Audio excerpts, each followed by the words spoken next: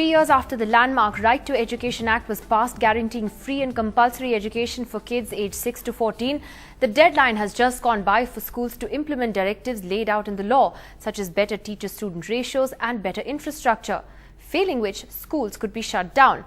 The Education Minister today said the deadline will not be extended for those schools that haven't implemented the norms, but that it's up to states to allow schools more time or to penalize them. The ambitious act may have been right in intent, but on the ground there are many practical difficulties. The deadline for schools in India to shape up has just got over.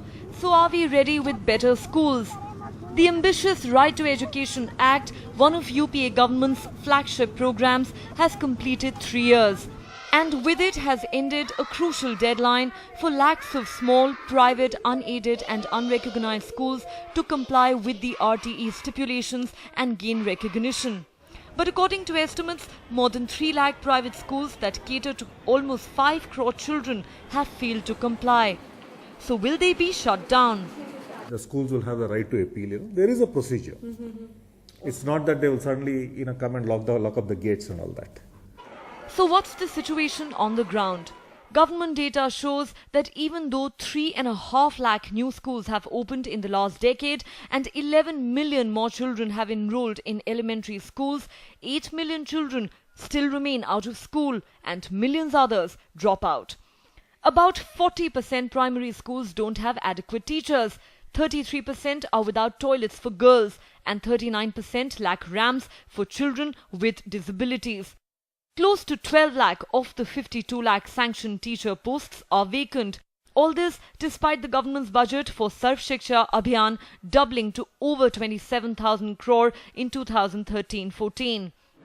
But has the government been unrealistic in its expectations from the schools? When Right to Education Act came in with a lot of promise. Completed 3 years, and it's very sad that it has been a dismal thing overall on many parameters. While the end of the 3-year deadline has triggered fears of large-scale closure of schools and a looming crisis for the education sector, many believe this is a great opportunity to revisit the implementation of the Right to Education Act, evaluate what has worked and fix what hasn't. But will the government and schools come together and seize this opportunity, or will we once again miss the bus? With Satish Venelganti in Hyderabad, in New Delhi, Neha Khanna for NDTV. So has the implementation of the Right to Education Act failed? Was the government unrealistic about how it should be implemented, and does there now need to be a drastic review of what to do next? I spoke just a little while earlier to Shashi Tharoor, the Minister of State for HRD. Mr. Tharoor, thanks for joining us tonight.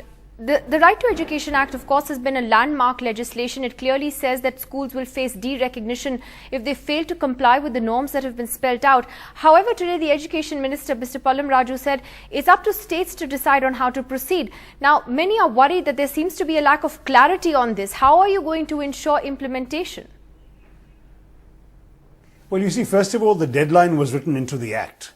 So it's not as if we can just blithely wave a wand and relax the deadline, because it would actually need the Act to be amended by Parliament before such a thing could happen. So the deadline is enshrined in the law that was passed more than 3 years ago. And more than 3 years ago, 3.25 years ago, when the Act was passed, the states and all the schools in the country were given plenty of notice. They were told that basically 3 years down the road they'd better be compliant. Now, it so happens that some states have moved very far ahead. Some are fully compliant, some are over 90% compliant. And there are some states which have not, in fact, been so effective in their compliance. Now, the onus is on the states because, as you know, ours is a federal system. Education is on the concurrent list, and the tradition has always been that as far as school education is concerned, the centre will lay out the policy framework, provide money, significant amounts of money, I might add, but the states will then spend that money, implement it, monitor it, and report back to the centre. That's the arrangement that it's always been in our country, and so it would not in any case be up to the centre to start closing individual schools. It would be very much up to the states to take action. Now, each state has the capacity and the staff to actually look at each school and determine how it's doing. It can, for example, say that, well, this school has got 90% of the way towards compliance and it's just got a few more months of work. We'll give them that grace. And they might say this other school has not even lifted a finger towards compliance. In 3 years, we'll shut them down. The states have the right to do that. Right. We don't have that kind of reach and that kind of detailed capacity. It'll have to be done at the state level. So what would you say then are the main failings of the implementation of the Act so far? Pallam Raju admitted that, for instance, the recruitment of teachers has been a big shortcoming. What are the 3 things that you would list out as failings?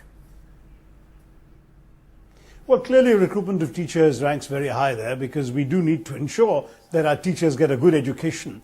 And indeed the whole business of the content of education. One of the guests at today's meeting of the Central Board of Education was saying, we speak of the right to education, we don't speak enough about the right education. And she's right. I mean, we really need to ensure that, that children are properly taught. So we need to get that part right. Second list of deficiencies are some of the infrastructural deficiencies. For example, we think it's extremely important that every school that has a girls' toilet. Now, there's been tremendous progress in the 3 years since the RT is passed. It's gone up from somewhere in the neighborhood of below 50% of schools having girls' toilets to closer to 80% of schools having it.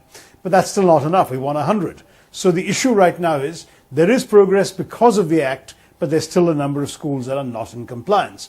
But that kind of thing, the infrastructural remedies, girls' toilets, ramps for the disabled, some of those things have simply not been done. I think those 2 would top my list.